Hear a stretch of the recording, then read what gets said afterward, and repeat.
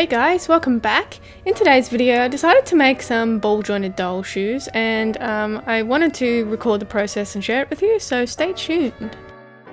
So I got this pattern from this Hanon book and it has a fair bit of sewing advice and patterns and stuff for Blythes and dolls, mainly size dolls, but I'd had a nice pair of shoes which I wanted to try, so here's a little flick through the book now.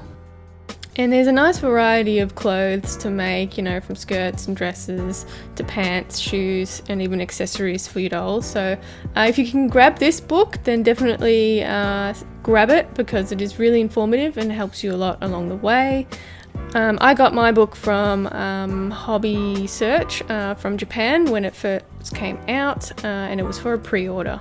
So I modified this shoe pattern a little bit to fit minifee feet because the pattern is a little bit too big, especially because it's based on feet and they're a lot bigger. So the inside pattern is a cardboard cutout and the sole is a thick rubber that looks like a sole, so I thought it was great for use on the shoes. So the Hanon pattern uses leather, but I wanted a sort of a snow boot, so I used some faux suede with some material in the middle. And what the instructions tell you to do is to glue one side of the tongue pattern to the part that goes around the back of the shoe. And I just used a tacky fabric glue that I use on all my art dolls. It's the best glue ever, it sticks everything.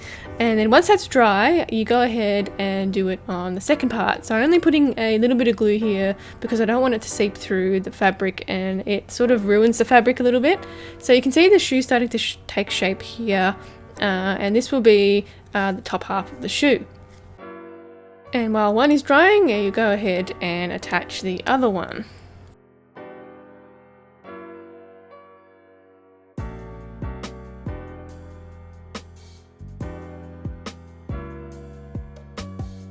Right, so once you have glued and it's dried, you go ahead and just give that inside a little bit of a trim because it gets too thick for the next process. So what the instructions tell you to do is to sew a running stitch around the front of the toe piece.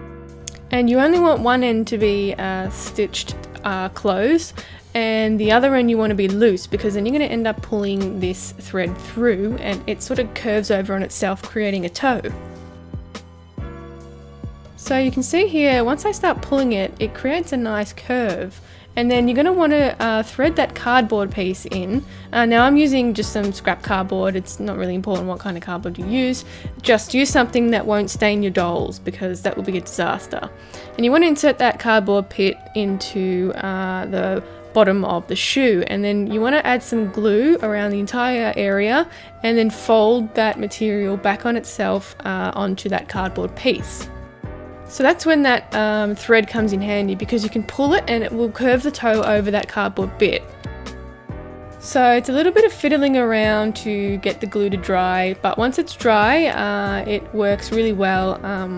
And then when it's mostly dry, you can add another layer of glue and then stick your sole bit to the outside of that shoe. And you want to cover all of the bits that are showing. And then lastly, I've just put this little decoration around the sole of the shoe just to finish it off, and there's no like loose ends or anything or like weird glue things coming up. So I've just used some twine to wrap it around the side of the sole so it looks a bit more finished.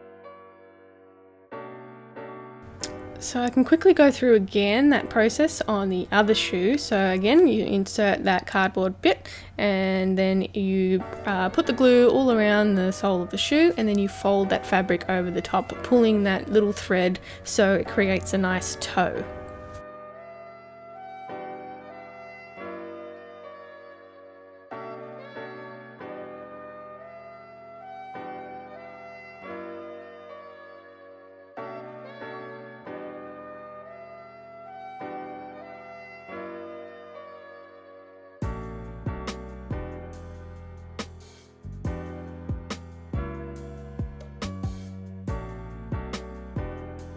And then once that's dry, you can go ahead and attach that sole bit to the underside.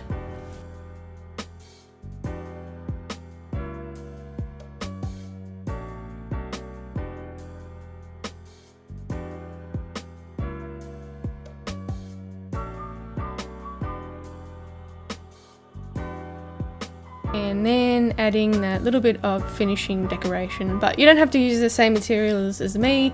You can use anything that you like. I just wanted sort of a tribally snowshoe, so I decided to go with this fabric.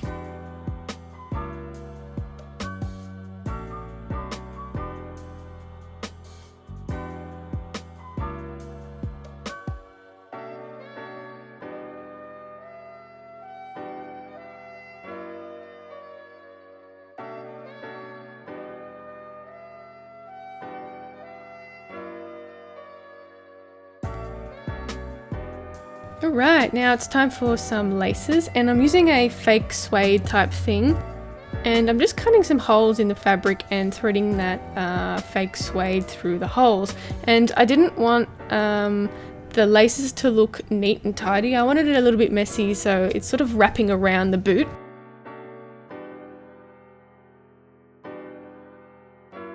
So I'm just haphazardly just putting them where I think it looks good and where it will work, and so it looks like it straps the boot to the foot of the ball jointed doll.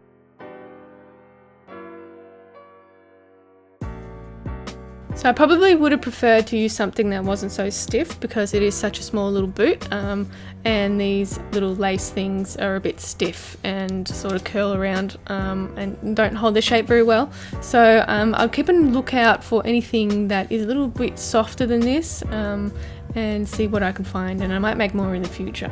So if you like these ball jointed doll videos and creating some things, let me know in the comments down below, and I'll try and make some more as well.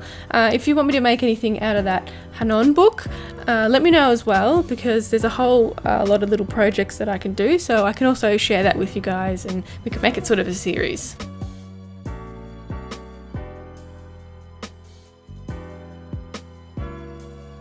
So I don't usually like to put shoes on any of my BJDs just because I find it makes them look a bit weird, and the shoes are always way too big for the rest of the doll. So yeah, I took it upon myself to go on some shoemaking adventures and see if I could actually make something that looks alright and matches what my dolls look like.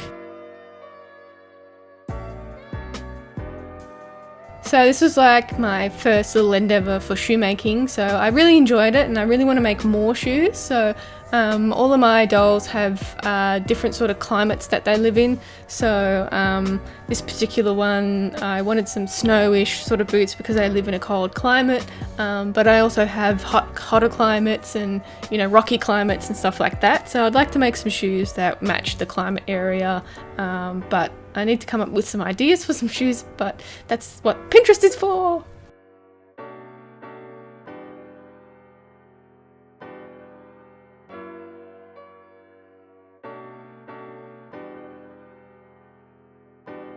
Alright, so here's what we have so far. I'm going to let these puppies dry and then I'll come back and we can try it on one of my dolls.